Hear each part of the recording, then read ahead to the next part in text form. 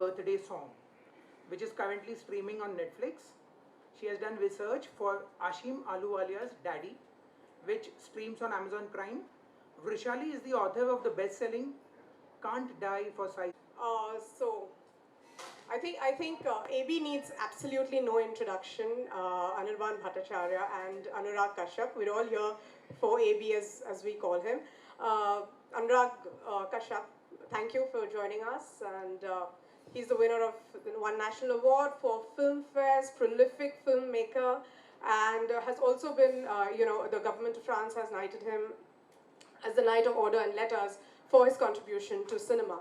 But what is interesting is we're here for AB's The Deadly Dozen, serial killers, and what's interesting is that Anurag made his foray, and this is when I was doing my research, that he made his foray into Bollywood when he scripted Otto Naran, and Otto Naran is the first story of The Deadly Dozen, which he wrote, and that kind of impressed Ram Gopal Varma, and that was the start of so many other things.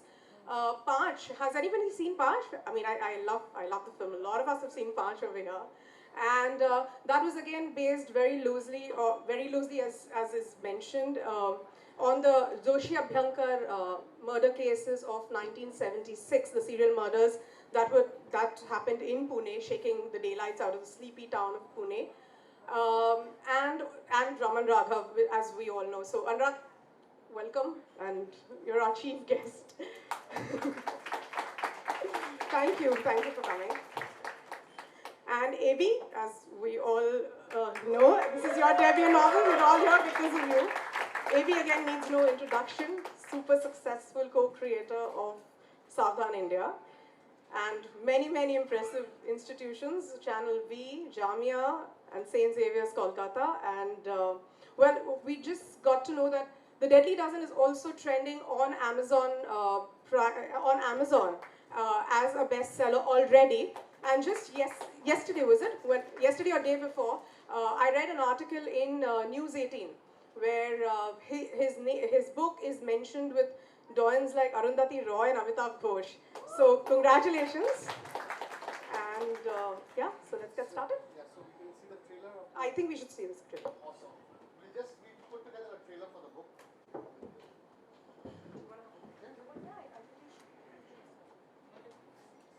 Right?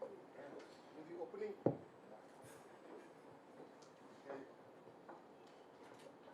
So rip it.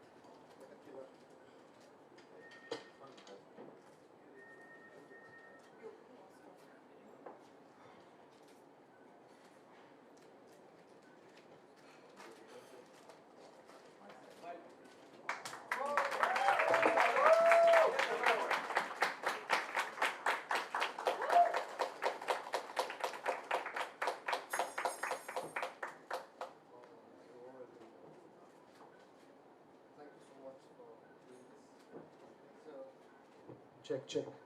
I really want to thank Anurag for taking the time out and coming. He's been running a very busy schedule, and honest to God, I mean, thank you. You don't realize how overwhelmed I am right now. Just to have you standing here and do this for a debutant author, it's more than a dream come true, and I really want to thank you for taking the time out and supporting the book. I've already have had a take on 3 of the stories. I know. Jackal and Otto Shankar and Ravan Raga. Thank you so much. No, but this is amazing. I already have my eye on one. On one of the stories? I can't say. There's somebody standing before me, so I'm waiting it out. Thank you so much. Thank you so much for coming. We just have a couple of questions for you, and then you, yeah, please.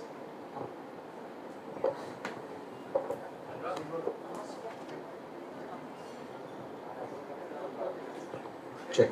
Okay. Start. Yeah, so like you said, you've already had a take on 3 and one is brewing in your mind. So what is it about the serial killer, the mind of a serial killer that draws you to it, that entices you to make films on them? It's always the inexplicable. You don't understand what makes them the way they are. And that's what is very interesting, because it's almost like you can't make sense of it. The most incredible thing is you just cannot make sense to it. The logic, the intelligence, no kind of reasoning works there. It just is. But, And that is what is scary about it. but when it's a piece of non-fiction and then when you have to fictionalize it, what are the challenges that you face when you have to fictionalize something that has already happened and something so macabre? No, you don't need to fictionalize it. But the thing is, sometimes the circumstances force you to fictionalize it. Because I genuinely believe that the truth is stranger than fiction. It is. Because fiction still is created from a mind that is still trying to think when it's within its limited capacity. No, but I've seen Panch, and I've seen it. Panch was inspired by the Jekyll case. But by Ravinder Jekyll case, so how did you fictionalize that? That is because when I was writing Panch, and I was working on the Jekyll case, I was told you can't make a film without music. My first film, so I was like, okay, fine, I'll make them a boy band. And so the serial killers became musicians. But was that the only fiction? No, it's not that. Even the music band thing was not fictional. It was also based on the band called Greek, which existed at that time, and it was based on their struggle with the system, trying to do what they were doing in the rock scene, which was an underground band. So I took two different stories and married them together. When I was writing Raman Raghav, what you're saying is that it doesn't make sense at all. Sense. Raman Raghav's story is. Yeah, Raman Raghav, the real story is. Yeah, where do you even begin? Is very. It's one of its kind. The original Raman Raghav story. It's not like Otto Shankar or not like anything else, which still has some kind of a motivation. Yeah. You know, the Raman Raghav story is very strange, and nobody wanted me to make that film, so I made Raman Raghav 2.0. But the thing is, we still borrowed some elements from the original Raman Raghav. With his sister relationship, everything we borrowed from the original story. Yeah, because it was just one guy who came, nobody knew about. My thing is like, if I can't make that, then I'll do something else. But I kind of invoked Raman Raghav to address a lot of other things that were surrounding us. AB, so when I read AB's stories, his writing is extremely visual, sucks you into that world. How difficult was it? Was it a natural progression from South India? What were the challenges that you faced when you were writing? Okay, so I think when you're talking about the visual element of the stories, it was a very deliberate attempt. The stories are set across different eras, right, of India. I wanted to get that visual sense of the reader being present over there.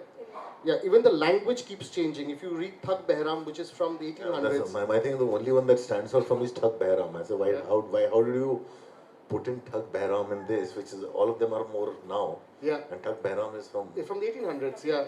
So I read up Captain Sleeman's account. Captain Sleeman was the one who actually brought an end to the Thuggy movement. And they introduced new laws. Even Deceivers, like Shashi Kapoor on the story. Yes. So I wanted it to be very visual and screenplay like. So when you're reading it, you should be able to smell the blood, almost. I just wanted to read out a passage. I think my book is somewhere here. Yep, thank you. I've marked it. I've done homework. But it's amazing. Like, if I have you around, people will not think I'm so dark. Not at all. So this is just a little passage from Thug Behram. Also, Thug Behram, I wanted to make it very filmy.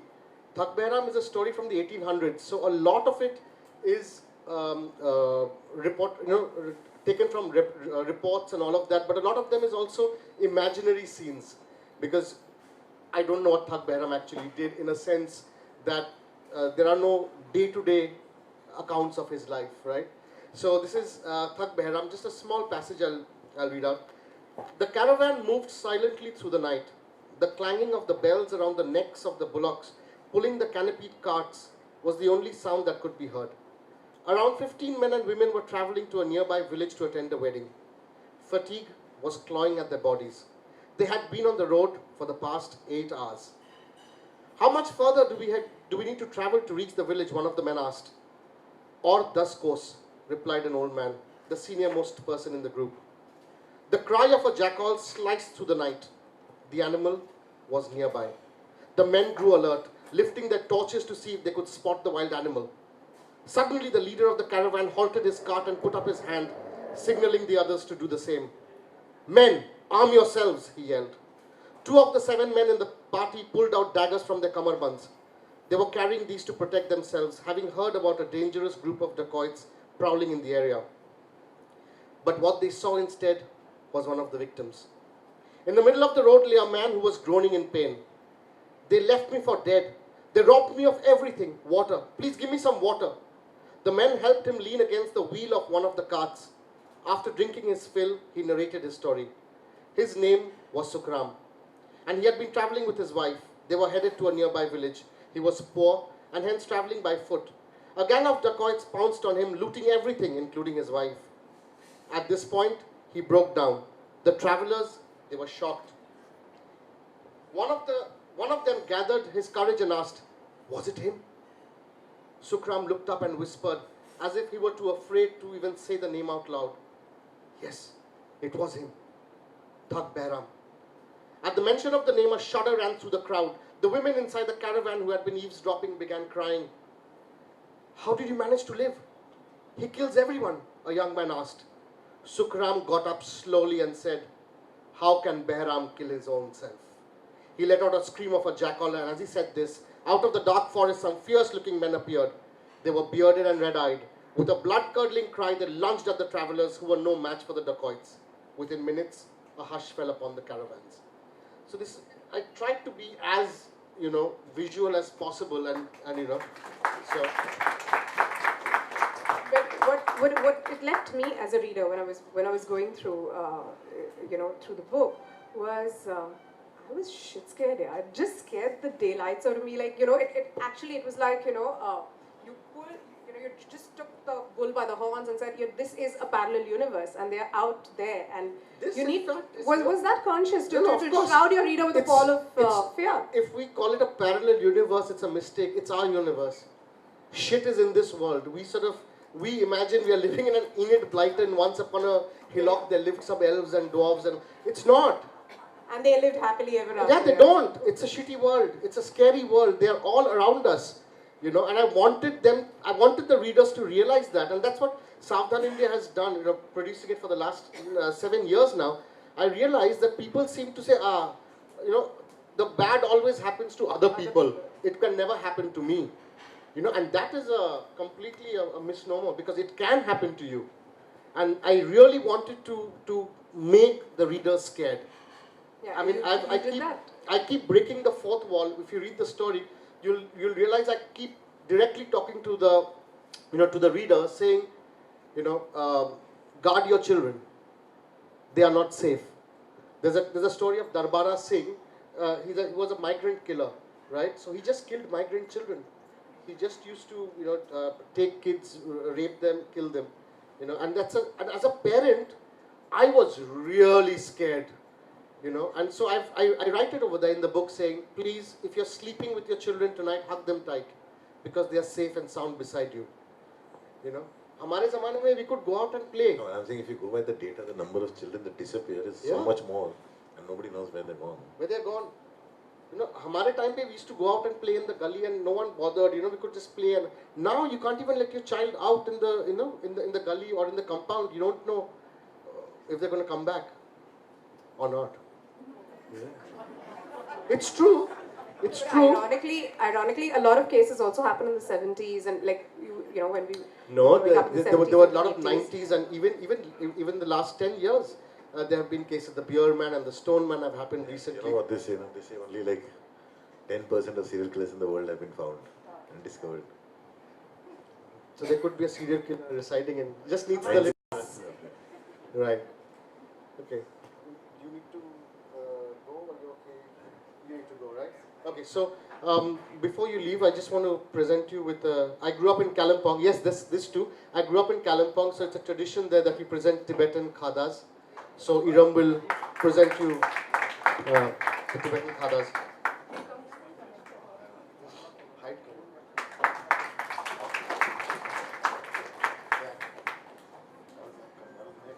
I know you in Jalpaiguri. Ah, super. So, we'll just pause with the book and press and first read the book. Yeah? Oh, yes. Oh, we've got something else for you as well. Oh, oh this is for you, for being kind enough to come. And this is all healthy stuff. The gift hamper. Yeah. Got a gift hamper. Mixi ke saath free. So,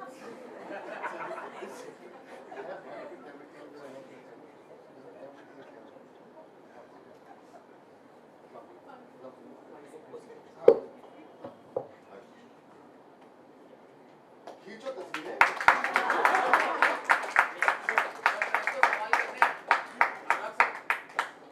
ऐसा मौका फिर press को सवाल करने को sir press को सवाल करने को सर एक दो ज़्यादा टाइम नहीं लेंगे आपका बिल्कुल नहीं है सर एक question sir I'll just leave him and then I'll come back.